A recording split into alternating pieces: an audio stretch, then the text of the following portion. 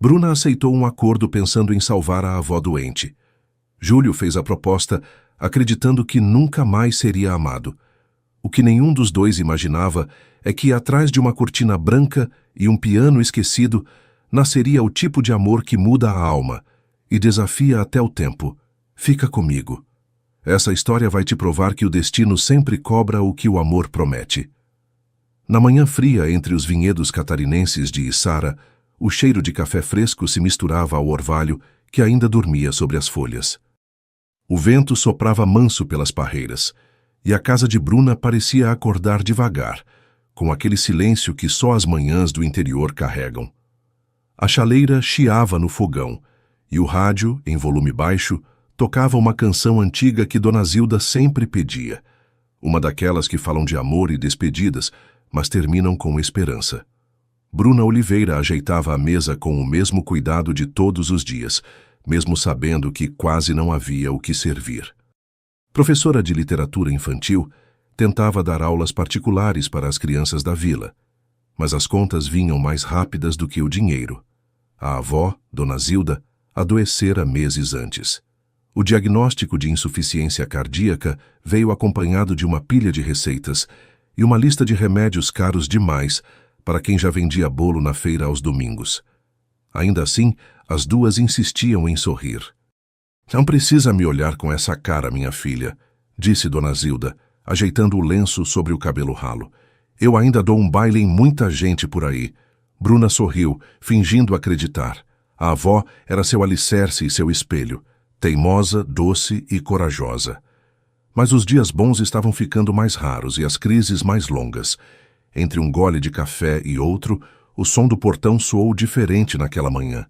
Um carro escuro estacionou diante da casa. Bruna franziu a testa, limpou as mãos no pano de prato e olhou pela janela. Um homem alto, de terno, segurava uma pasta de couro e parecia buscar o número da casa. O contraste entre a formalidade dele e o cenário rural era quase cômico. Bruna abriu a porta antes mesmo que ele batesse. "A senhorita Bruna Oliveira?" perguntou educado.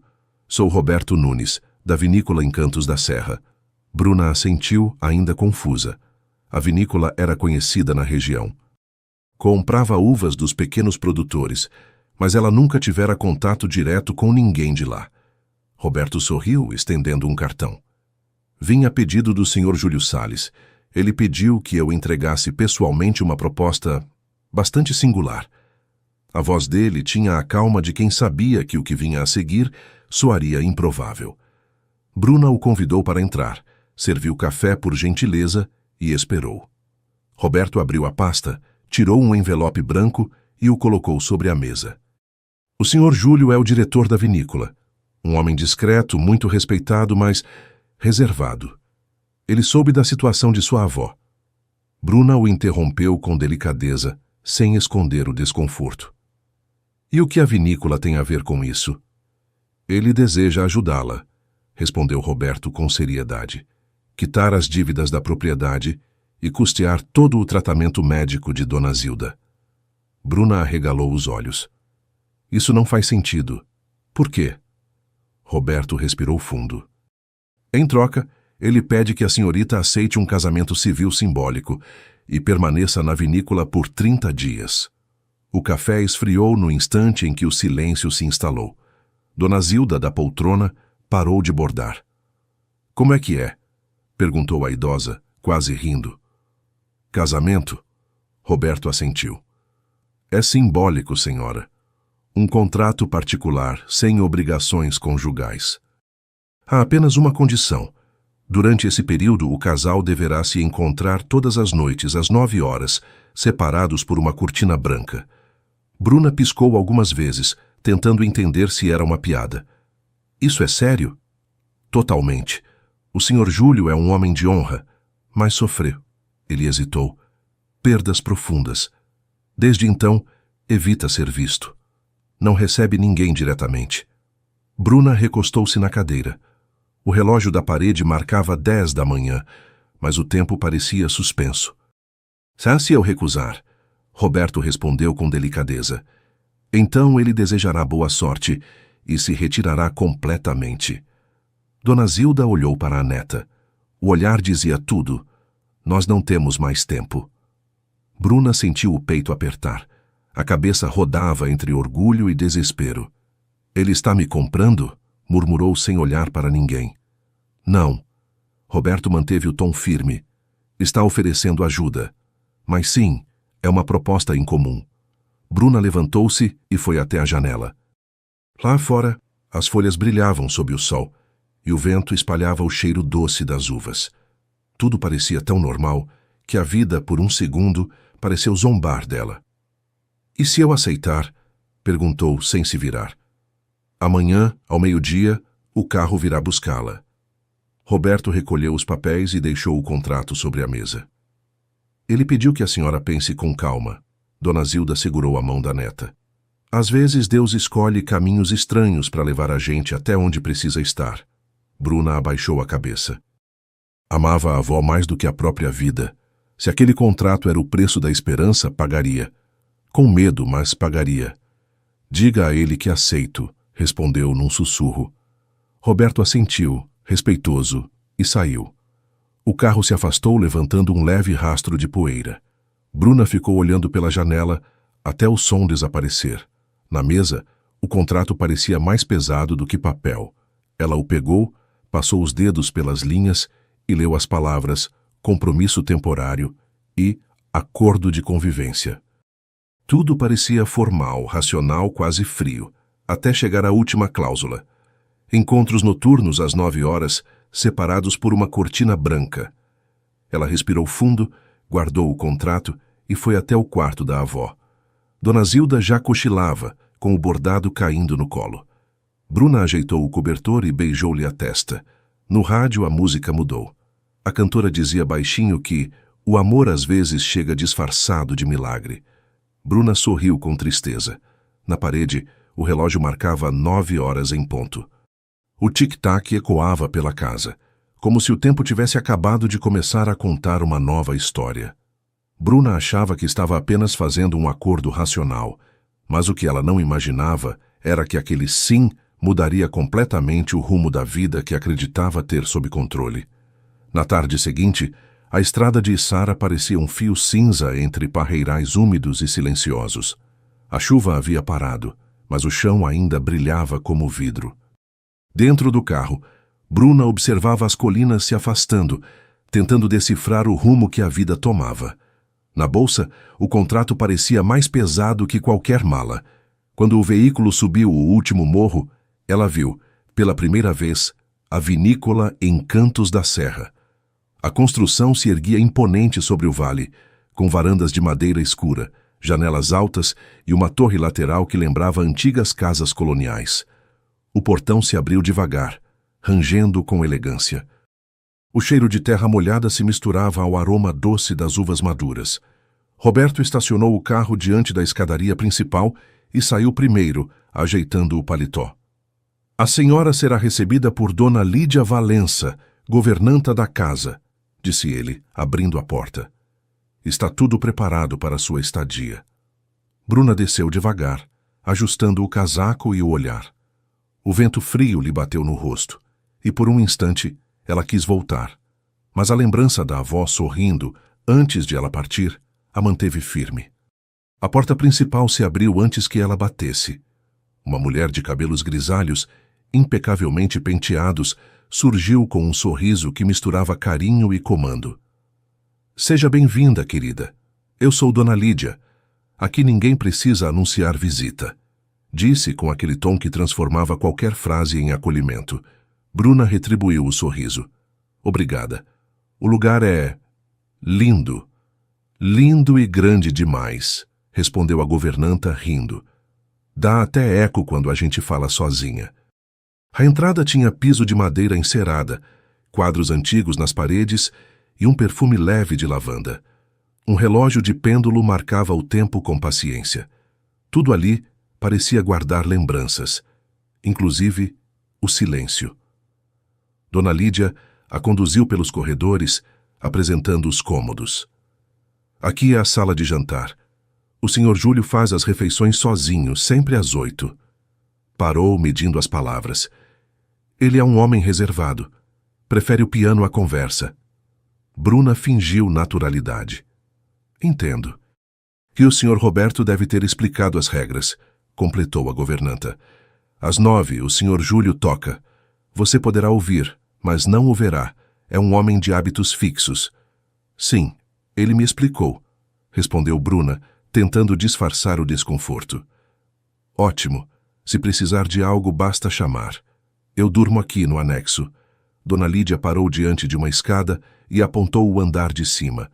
Seu quarto é o último à esquerda. O quarto era amplo, com cortinas de linho branco e vista para os vinhedos. O cheiro da madeira nova se misturava ao da chuva. Em cima da cama, uma muda de roupas simples e um bilhete dobrado com caligrafia impecável. Seja bem-vinda. A casa é antiga, mas segura, e o piano inevitável. Bruna sorriu de leve, sem saber se devia achar aquilo reconfortante ou inquietante. À noite o casarão parecia outro. As janelas refletiam a luz das lamparinas e o som distante de vento cruzava os corredores. Dona Lídia deixou o jantar pronto e subiu cedo, alegando que os ossos já não apreciavam o frio. Bruna ficou sozinha. Caminhou pelos cômodos, tocando os móveis antigos, lendo títulos nas prateleiras, tentando imaginar quem escolhera cada detalhe. Foi então que ouviu, baixo mas claro, o som de um piano. A primeira nota ecoou suave, seguida por outra, mais firme. Era uma melodia triste, mas viva, como quem fala em lágrimas contidas. Bruna seguiu o som, atraída por algo que não compreendia. O corredor estava em meia luz. Ao fundo, uma cortina branca balançava com o vento vindo de uma janela entreaberta. Atrás dela, o som do piano crescia. Bruna se aproximou. Cada passo era um compasso. O chão rangia, o coração também. Parou a um palmo do tecido e prendeu a respiração. A música parecia respirar junto com ela. Ela estendeu a mão, quase tocando a cortina. Mas o toque falhou. Recuou. Ficou parada, apenas ouvindo. A melodia subia e descia como uma conversa entre dois desconhecidos que se reconhecem de outra vida. O último acorde se prolongou no ar, flutuando até morrer em silêncio. Bruna deu um passo atrás, assustada com o próprio arrepio. O vento soprou e a cortina se moveu como se algo, ou alguém, tivesse passado por trás dela. Bruna olhou ao redor. Nenhum som, nenhuma voz, apenas o relógio marcando 9:30. Naquele instante, ela percebeu que o contrato não falava de convivência, falava de destino. Bruna tentou recuar, mas o som parecia chamá-la pelo nome. E o que ela não imaginava era que aquele piano se tornaria o caminho mais inesperado para dentro do próprio coração. Na noite seguinte, o vento trouxe de novo o som do piano, agora mais próximo, mais íntimo. A chuva fina que caía fazia as vidraças vibrarem de leve, e o som das teclas se misturava ao ritmo da água, como se o céu quisesse acompanhar. Bruna tentava ler no quarto, mas as letras se embaralhavam diante do som. Era uma melodia que ela reconhecia, mas não sabia de onde. O coração batia em compasso com as notas. Levantou-se, calçou os chinelos e seguiu o som pelos corredores, guiada por algo que não era curiosidade. Era um chamado. As luzes estavam baixas e o casarão parecia vivo, respirando junto com o piano. O som vinha da mesma sala, atrás da cortina branca que balançava suavemente. Bruna parou diante dela, com as mãos cruzadas no peito. A música agora tinha nome. Eu sei que vou te amar. Cada acorde era um sussurro, cada pausa, uma confissão. Bruna fechou os olhos e deixou as palavras escaparem quase sem querer, cantando baixinho. Eu sei que vou te amar. Por toda a minha vida, eu vou te amar. O piano parou por um instante como se ouvisse, e então recomeçou mais lento, acompanhando a voz dela. Era como se do outro lado da cortina, o músico estivesse sorrindo em silêncio. Bruna continuou, com a voz embargada, tentando conter as lágrimas. A casa inteira pareceu ouvir. Até o vento parou. Dona Lídia, que passava pelo corredor, deteve-se a alguns metros. Encostou-se discretamente na parede e sorriu, Aquele sorriso de quem reconhece o amor nascendo antes mesmo de ele entender que existe. O dueto invisível durou alguns minutos. Quando o último acorde se perdeu no ar, Bruna continuou imóvel, de olhos fechados, como se o silêncio fosse parte da canção. A garganta apertou e as lágrimas vieram sem aviso. Não era tristeza. Era uma mistura de alívio e reconhecimento, como se alguém do outro lado daquela cortina tivesse tocado uma parte dela que ninguém alcançava havia muito tempo. Respirou fundo e deu um passo para trás, envergonhada por ter cantado. Secou o rosto com as mãos, rindo de si mesma. Que tolice, murmurou baixinho. Chorar por uma música. Dona Lídia se aproximou devagar, falando com ternura. Nem sempre a gente chora por tristeza, minha filha. Às vezes é o coração se espreguiçando depois de muito tempo dormindo. Bruna sorriu meio sem graça, e a governanta seguiu adiante, deixando-a sozinha de novo. O relógio do corredor marcou 9h30. O som do vento voltou, mas o piano não tocou mais. Bruna ficou ali parada, ouvindo o eco que restava. Por um instante teve a sensação de que o ar ainda tremia com as notas, e percebeu que nunca tinha se sentido tão próxima de alguém que sequer vira o rosto. Subiu as escadas devagar, de alma leve e olhos marejados. Ao passar pelo espelho do corredor, mal se reconheceu. Parecia outra, mais viva, mais bonita. Talvez a música tivesse feito o que o espelho jamais faria, mostrar o que ela realmente era. Quando apagou a luz do quarto, o coração ainda batia no ritmo da melodia. Bruna acreditava que era apenas emoção da música, mas o que ela não imaginava era que o homem atrás daquela cortina já estava se apaixonando pelo som da sua voz. 2 dias depois, o aroma das flores frescas tomava os corredores da vinícola. As janelas abertas deixavam o vento entrar, espalhando o perfume das roseiras do jardim. Bruna descia as escadas com uma cesta de roupas limpas quando viu algo diferente diante da porta do quarto. Um pequeno envelope branco, preso por uma fita verde. Ajoelhou-se, curiosa. Dentro havia um papel dobrado com caligrafia elegante e firme. Para o início de um novo ciclo. Assinado J. Ao lado, uma única rosa branca. Bruna sorriu sem perceber, tocando a flor com cuidado, como se pudesse feri-la. Olhou em volta, mas o corredor estava vazio. Aquilo não era parte do contrato, nem das regras. Era apenas um gesto. Naquela manhã, a vinícola parecia mais viva. Dona Lídia supervisionava a cozinha com o avental amarrado e o cabelo preso num coque apressado. "Dormiu bem, menina?" perguntou, mexendo uma panela que cheirava a manjericão. Melhor do que esperava. Bruna colocou a rosa num copo com água. "Encontrei isso na porta." Lídia se virou e ergueu as sobrancelhas. Ah, então começou. "Começou o quê?" Bruna perguntou, fingindo distração. "O jeito dele." Lídia riu. "O senhor Júlio fala pouco, mas escreve muito. E quando manda flor, minha filha, é porque o piano já não basta." Bruna riu junto, sentindo as bochechas aquecerem. A governanta piscou divertida. "Só não vá se derreter de vez. Homem que sabe escrever bilhete e tocar piano é perigo certo." O dia correu leve. Bruna ajudou a organizar alguns papéis na biblioteca, caminhou pelo jardim. Observou os vinhedos distantes. O som das máquinas ao longe lembrava que o mundo seguia, mesmo quando o coração queria parar. No fim da tarde, encontrou outro envelope na janela do quarto. Dentro, um pequeno galho com folhas novas e uma frase: "Para que as raízes saibam onde fincar." Ao ler, sentiu um nó na garganta. Era como se alguém dissesse exatamente o que ela precisava ouvir. Guardou a muda de videira num vaso e passou o resto do dia sem conseguir pensar em outra coisa. Dona Lídia apareceu à noite, com uma bandeja de chá. "E então, já plantou a esperança?" perguntou, com aquele sorriso de quem sabe mais do que diz. "Plantei, e ela parece crescer rápido demais." Bruna respondeu, tentando disfarçar a emoção. Lídia sentou-se na beira da cama e cruzou os braços. "Se ele souber cozinhar também, minha filha, cuidado." aí não tem cura. Bruna gargalhou, o tipo de riso que há tempos não sentia. O som ecoou pelo quarto como um sinal de vida nova. Quando a governanta saiu, o relógio marcava quase 9.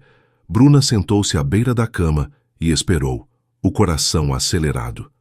Quando o primeiro acorde soou, fechou os olhos e deixou o corpo balançar no ritmo do piano. Era diferente daquela primeira noite, mais doce, mais confiante. Havia um tom de convite, como se ele tocasse para ela e por ela. Cada nota parecia dizer algo que palavras jamais diriam. Ao final, Bruna olhou para o vaso da muda recém-plantada. Pensou em raízes, em recomeços, em coragem. E sorriu. Guardou o bilhete no peito, entre as páginas de um livro que amava, sem perceber que o próximo presente traria o peso do passado que ele tanto escondia. Na noite seguinte, o som do piano veio misturado ao barulho da chuva. As gotas batiam no vidro e escorriam lentas, como se o céu também tivesse lembranças pesadas demais para guardar. Bruna estava sentada na cama, enrolada num xale, quando ouviu um leve ruído na porta. Um envelope esperava por ela, preso por uma fita azul escura. Abriu devagar. Dentro, um papel dobrado e uma única frase, escrita com caligrafia elegante, mas trêmula. Às vezes, a música é o que resta quando o rosto deixa de dizer quem somos. J. Bruna releu a frase várias vezes. Aquelas palavras tinham o peso de uma confissão. Sentou-se à beira da cama e sentiu o coração apertar. Não havia assinatura completa, mas não precisava. O papel carregava a voz de quem o escreveu. Lá fora, o piano recomeçou.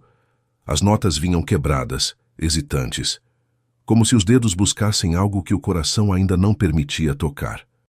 Bruna se aproximou da janela, observando o reflexo da própria imagem no vidro, e pela primeira vez tentou imaginar o rosto dele, o homem atrás da cortina, aquele que usava o som como refúgio. Na manhã seguinte, encontrou Dona Lídia na cozinha, mexendo uma panela de sopa. O cheiro de alho e louro enchia o ar, e a governanta cantarolava baixinho, distraída. Dona Lídia... Bruna começou sem jeito. O senhor Júlio... Ele sofreu algum acidente? A concha parou no ar. Lídia pousou-a devagar e a olhou com ternura. Sim, minha filha. Há alguns anos. Um incêndio num concerto. Ele era pianista, um dos melhores que já vi. Mas o fogo não levou só a música. Levou o rosto que ele conhecia. Bruna engoliu em seco. Ele ficou... muito ferido? Lídia assentiu, baixando o tom. Uma cicatriz atravessa parte do rosto. Ele chama de lembrança, mas é a prisão onde se escondeu. O silêncio entre as duas ficou pesado e doce ao mesmo tempo. Bruna olhou para as próprias mãos, sem saber o que dizer. E ninguém o vê desde então? Nem o espelho. A voz de Lídia baixou ainda mais. Já quebrou 3. Bruna sorriu de leve, tentando disfarçar a dor que sentiu ao imaginar aquilo. Então ele toca para não esquecer quem é, ou para lembrar quem foi, respondeu Lídia, mexendo a sopa de novo, com tristeza calma. De volta ao quarto, Bruna pegou o bilhete e o leu mais uma vez. A frase agora tinha outro sentido. Quando o rosto deixa de dizer quem somos, ela compreendeu. Júlio não se escondia do mundo e se escondia de si mesmo. À noite o piano voltou a tocar. O som era diferente, mais bruto, mais sincero. Cada nota soava como um pedido de perdão. Bruna sentou-se junto à cortina de olhos fechados, ouvindo cada tecla como quem ouve uma confissão. Quando a última nota morreu no ar, ela deixou um papel sob a fresta com caligrafia apressada. Não é o rosto que mostra quem somos.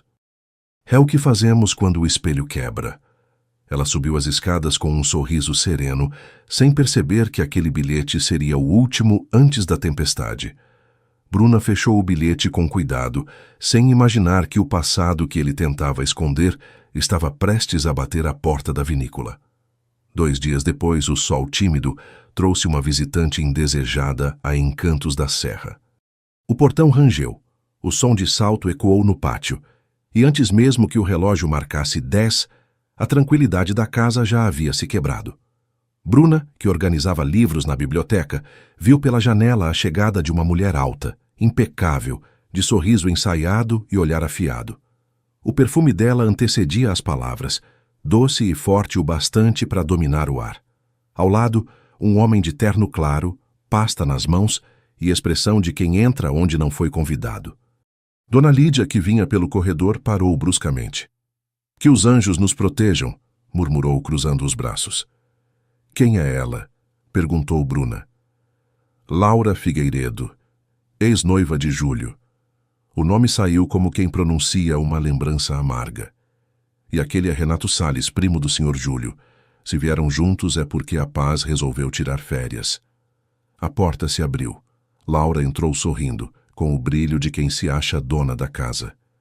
"Ah, Dona Lídia, sempre tão zelosa." "Espero que não se incomode com uma visita breve." Lídia respondeu seca. "O incômodo depende da intenção, senhora." Laura riu. "Apenas negócios. A vinícola sempre foi como uma família para mim." Renato se adiantou polido. "O primo não deve se importar. Ele anda reservado, não é?" Bruna, que observava da escada, sentiu o estômago revirar. Laura percebeu e a mirou com olhos de curiosidade venenosa. "Você deve ser a nova assistente. Como é mesmo o seu nome?" "Bruna Oliveira."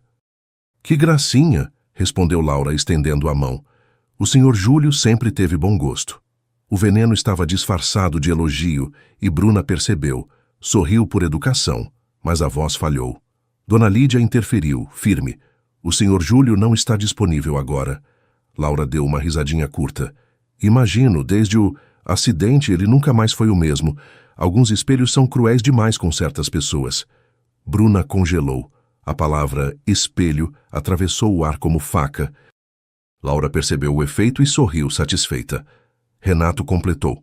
"Ele devia aparecer mais. O público perdoa tudo, até cicatrizes." Lídia deu um passo à frente, os olhos faiscando. "Cicatrizes não se perdoam, se respeitam." Laura desviou o olhar, fingindo tédio. "Sempre tão dramática, Lídia. Eu só quis dizer que certas marcas lembram a todos nós o quanto a beleza é passageira." O silêncio se instalou. Bruna sentiu um nó na garganta, não por ciúme, mas por raiva da crueldade elegante daquela mulher. Quando Laura e Renato saíram, o piano ficou em silêncio. Nenhuma nota, nenhum sinal. O ar parecia preso. Dona Lídia se aproximou de Bruna, tentando quebrar o peso. "Não se preocupe. Tem gente que nasce com o dom de estragar o perfume das flores." Bruna sorriu, sem humor. Subiu para o quarto e sentou-se na beira da cama. A cortina do piano não balançava, e o vento lá fora parecia ter esquecido o caminho da janela. Bruna acreditava que o silêncio do piano era passageiro, mas o que ela não imaginava era que aquele silêncio seria o início do golpe mais doloroso contra o amor que mal começava a florescer. Na noite seguinte, a casa parecia prender o ar, como se cada parede aguardasse o som do piano. Nem as cortinas se moviam, e até Dona Lídia falava mais baixo, respeitando um silêncio que ninguém ousava quebrar. Bruna passou o dia entre os vinhedos, tentando disfarçar a ansiedade com tarefas inúteis. Cada vez que o vento balançava as folhas, ela achava ouvir um acorde distante. Quando subiu ao quarto, encontrou sobre o travesseiro um envelope branco, lacrado com cera azul. Abriu com as mãos trêmulas. "Se ainda confiar em mim, venha às 9. Traga à venda. J." O coração disparou. Ela leu e releu a frase, sem saber se ria ou chorava. "Se ainda confiar em mim?" As palavras pareciam uma súplica e um desafio ao mesmo tempo. Na cozinha, Dona Lídia secava pratos. "Você está pálida, menina. Fantasma ou bilhete?" "Bilhete", respondeu Bruna, tentando disfarçar o sorriso. "Ah, então o fantasma tem caligrafia bonita", retrucou a governanta, rindo de canto. "Capricha no batom e leva o lenço da sua avó. Sorte antiga nunca faz mal." O riso leve aliviou o ar. Bruna subiu e pegou o lenço de seda branco que guardava desde menina. Tinha cheiro de lavanda e lembrança boa. Quando o relógio marcou 9, o piano começou a tocar, baixo como se temesse ser ouvido. Bruna desceu as escadas com o lenço na mão. As velas tremulavam. O ar tinha cheiro de madeira e vinho.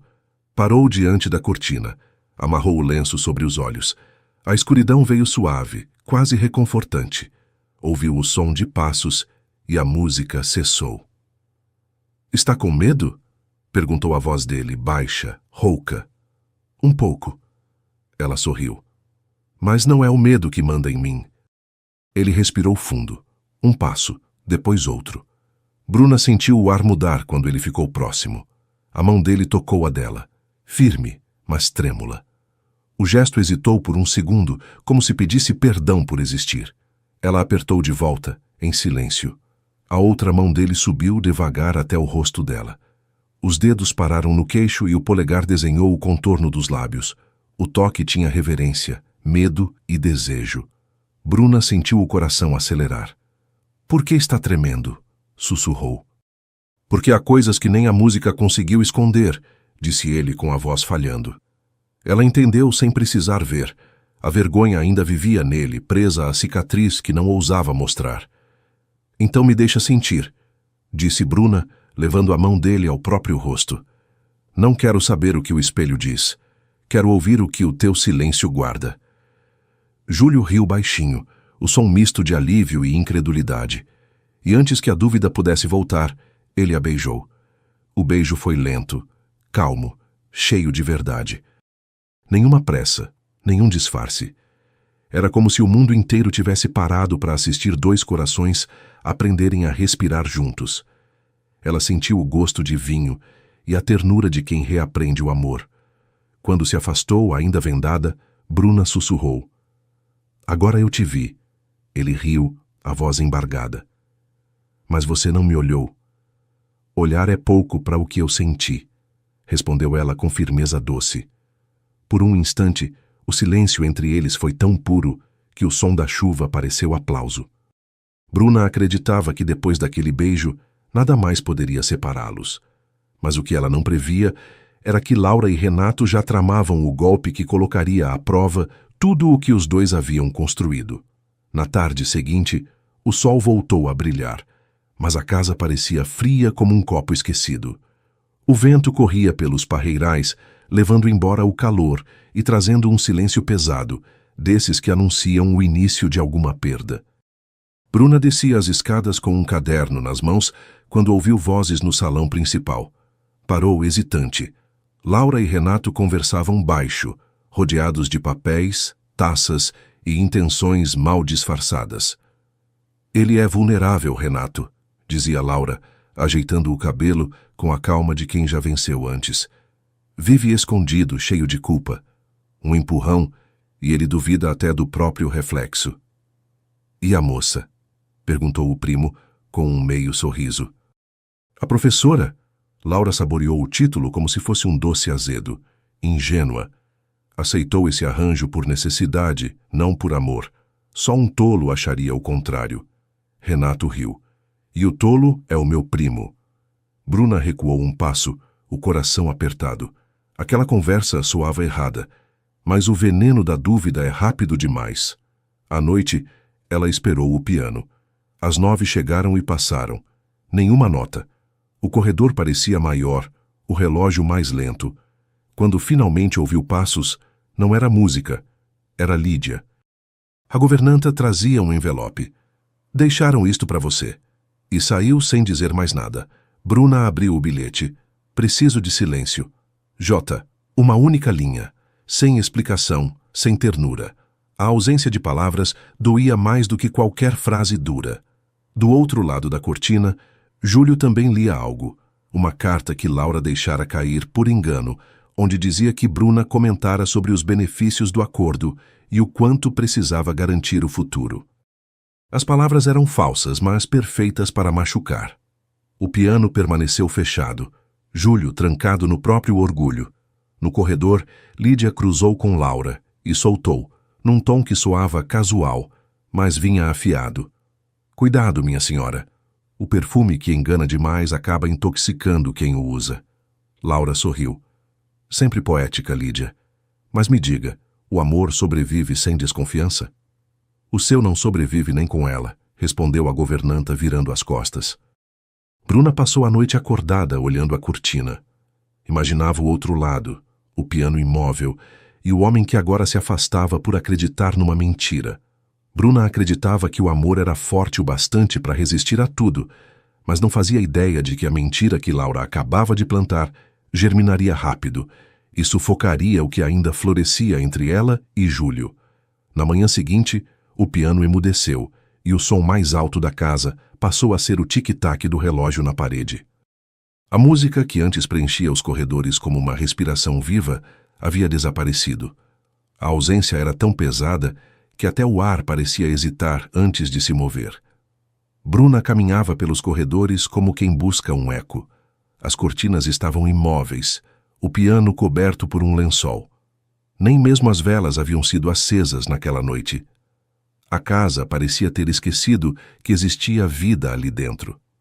Bateu na porta da sala do piano, depois no escritório. Nenhuma resposta. Deixou bilhetes, um a cada manhã, com palavras simples, quase infantis. A música sente sua falta. A cortina continua aqui esperando. Eu continuo aqui também. Nenhum retorno, nenhum som. No quarto do andar de cima, Júlio encarava o espelho, imóvel. A cicatriz atravessava parte do rosto. Ela o lembrava a cada olhar do que acreditava ter perdido, o direito de ser visto. Tocou o próprio reflexo e desviou o olhar, envergonhado. A lembrança de Laura ecoava como uma sentença. Alguns espelhos são cruéis demais com certas pessoas. Ele odiava que ela ainda tivesse voz dentro dele. Bruna, do lado de fora, sentia o coração apertar. A dúvida plantada por Laura ainda tentava se infiltrar, mas o amor, aquele tipo que nasce em silêncio, insistia em permanecer. Tentou escrever novamente. A pena tremia na mão. Não é a cicatriz que te esconde. É o medo de que eu veja o que você ainda não perdoou. Dobrou o papel e o deixou sob a porta do quarto. Nenhuma resposta. Horas depois encontrou Dona Lídia no jardim, regando as plantas com um cuidado exagerado, como quem tenta distrair o coração. Ele não quer comer, disse Bruna com voz cansada. Não responde, nem um bilhete. Quando o orgulho veste o medo, minha filha, o homem esquece o caminho da porta.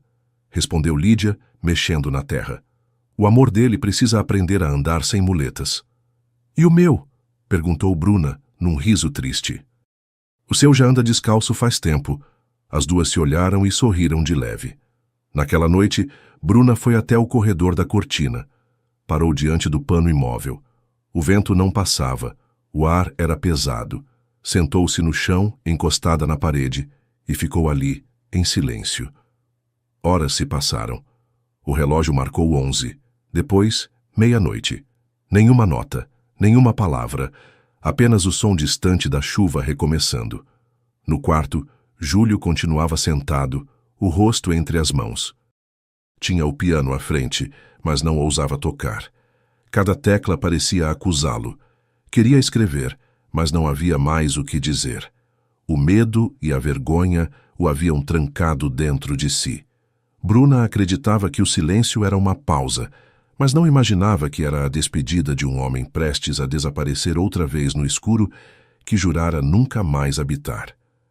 2 dias depois, a chuva cessou e a vinícola parecia respirar de novo. As parreiras brilhavam de um verde novo, como se tivessem lavado o coração junto com as folhas. Dentro da casa, o silêncio ainda era denso, mas já não era vazio. Era o tipo de silêncio que antecede um recomeço. Bruna acordou antes do sol. Tinha olheiras e o coração cansado, mas uma serenidade diferente. Havia decidido que não deixaria o medo continuar falando por eles. Desceu as escadas devagar, guiada pelo som de uma única nota ao longe. O piano havia voltado. Cada tecla parecia um pedido de perdão. A música não era alegre nem triste, era humana. Ela parou diante da cortina. O pano branco balançava suavemente, como se o ar, depois de tantos dias contido, respirasse pela primeira vez. Júlio, chamou, sem elevar a voz. O som do piano cessou. O silêncio que veio em seguida doeu. Júlio, me escuta, continuou. A vergonha não combina com o homem que eu conheci atrás desse pano. Ele não respondeu. Bruna respirou fundo. E então, pela primeira vez, atravessou a cortina sem venda. O tempo pareceu parar. A luz da manhã entrou pelas janelas e tocou o rosto dele. A cicatriz atravessava-lhe a pele como um traço de fogo antigo. Mas o olhar era inteiro. E era o mesmo que ela sentira em cada nota. Por um instante, ele tentou esconder o rosto, recuando. Eu não queria que me visse assim. Bruna deu um passo à frente e, sem hesitar, levou a mão até o rosto dele. Os dedos percorreram o contorno da cicatriz com a delicadeza de quem reconhece, não de quem julga. Não é o que o fogo deixou, disse com voz suave. É o que ele não conseguiu levar. Júlio fechou os olhos e a respiração que prendeu por anos saiu de uma vez. As lágrimas vieram silenciosas e Bruna as enxugou com os polegares, sorrindo entre a dor e o amor. Ele segurou as mãos dela e, por um momento, apenas as manteve ali, como quem segura uma prova de existência. Então, a beijou. Foi um beijo que não pedia nada, só entregava. Terno, demorado, cheio de fé. E quando se separaram, Bruna o olhou com ternura e coragem. Agora eu te vejo, ele tentou rir. E não se assusta, só com a ideia de nunca mais te ver, respondeu encostando a testa na dele. O abraço veio natural como um retorno àquilo que já era deles antes mesmo de acontecer. A pele dele tremia, não de desejo, mas de libertação. Ela o acolheu. E ali, naquele toque, o medo se dissolveu. O mundo desapareceu. O tempo também. Ficaram apenas eles. O som leve da respiração, o cheiro de lavanda e vinho, a luz filtrada pelas cortinas, o calor das mãos que se procuravam e se reconheciam. Ele a segurou como quem se ancora. Bruna, serena, encostou o rosto em seu peito. O piano, ali perto, guardava silêncio, como se soubesse que naquele instante já não havia música capaz de traduzir o que nascia ali. Foi a entrega mais pura e mais humana que poderiam ter. O toque que cura, o amor que se aceita, a alma que finalmente descansa no corpo do outro. Nenhuma palavra, nenhuma pressa. Apenas a certeza de que tudo que doía havia terminado ali. Quando o sol tocou o chão da sala, Júlio a olhou com a voz ainda trêmula. Eu achei que o amor não sobrevivesse a tantas cicatrizes. Ela sorriu, leve. O amor não sobrevive apesar delas. Sobrevive por causa delas. Bruna acreditava que depois daquele momento mágico, nada mais poderia ameaçá-los. Mas o que ela não previa era que Laura e Renato já tinham ido longe demais e que a vingança deles viraria o último obstáculo entre o amor e a liberdade. Na manhã seguinte, a vinícola estava em alvoroço. O vento espalhava papéis pelos corredores, vozes se sobrepunham e o rumor do escândalo corria mais rápido que qualquer colheita. O ar cheirava a vinho aberto e verdade descoberta. Bruna descia as escadas com o coração acelerado. Trazia nas mãos uma pasta com os contratos falsificados, os mesmos que Renato tentara registrar em segredo na noite anterior. Encontrara-os graças à intuição e à insistência de Dona Lídia, que, ao ver portas trancadas e cochichos demais, desconfiou que a maldade tivesse voltado a trabalhar horas extras. No escritório, Júlio esperava, de pé. Era outro homem, o mesmo rosto marcado, mas o olhar erguido. O medo já não morava ali. Ao ver Bruna, ele apenas assentiu e a coragem se fez presença. Laura e Renato entraram apressados, com a elegância de quem ainda acredita que pode enganar o mundo com sorrisos. Júlio, querido, começou Laura com a voz doce demais. Houve um mal-entendido. Renato apenas... Basta, interrompeu Júlio, firme e sereno. O mal-entendido acabou quando vocês decidiram transformar ganância em negócio de família. Renato tentou se defender, mas Bruna abriu a pasta e espalhou os papéis sobre a mesa. Reconheço a assinatura falsificada, disse ela sem hesitar. E tenho testemunhas de que vocês tentaram registrar esses documentos na calada da noite. Laura olhou para ela como quem encara um espelho que não gosta do que mostra. Você acha mesmo que ele vai ficar com alguém como você? Disparou o veneno já sem disfarce. Bruna respirou fundo, sem perder a serenidade. Eu não acho nada. Eu sinto. E o que a gente sente de verdade, Laura, não precisa ser aprovado por mais ninguém. O silêncio que veio depois foi tão grande que se ouviu o relógio bater 9 horas. Ironia do destino. O mesmo horário em que um dia eles se encontravam separados pela cortina. Júlio deu um passo à frente com voz firme, mas calma. Laura, o que me restava de mágoa terminou aqui. O que você tentou destruir já não me pertence. O que sobrou em mim agora é o que você nunca soube entender. Paz. Laura baixou os olhos. A maquiagem impecável não disfarçava o rosto cansado de quem perdeu a própria narrativa. Renato, percebendo que não havia mais saída, saiu em silêncio, levando consigo o peso do próprio fracasso. Dona Lídia entrou devagar, como quem chega para encerrar um capítulo com sabedoria e humor. Eu sempre digo, Sr. Júlio, até vinho azedo um dia vira vinagre, comentou cruzando os braços com um leve sorriso. E serve para limpar o que presta. Bruna riu entre as lágrimas, e Júlio a abraçou diante de todos. Foi um abraço inteiro, público, sem vergonha, sem cortina. A vinícola, por um instante, pareceu respirar junto com eles. Os funcionários que antes observavam à distância se entreolharam com um tipo de alívio que só nasce quando o justo vence sem precisar gritar. Lídia, ao sair, deixou escapar mais uma de suas pérolas. E que alguém anote: o amor, quando é de verdade, não precisa de testamento, só de coragem. Bruna fechou os olhos por um segundo e sentiu o cheiro das parreiras entrando pela janela. O vento agora era leve, quase doce. Júlio segurou a mão dela, e naquele gesto simples havia tudo o que faltava antes: igualdade, paz e promessa. Bruna acreditava que aquele seria o fim da tempestade, mas não imaginava que o verdadeiro recomeço começaria quando o sol voltasse a nascer sobre os vinhedos.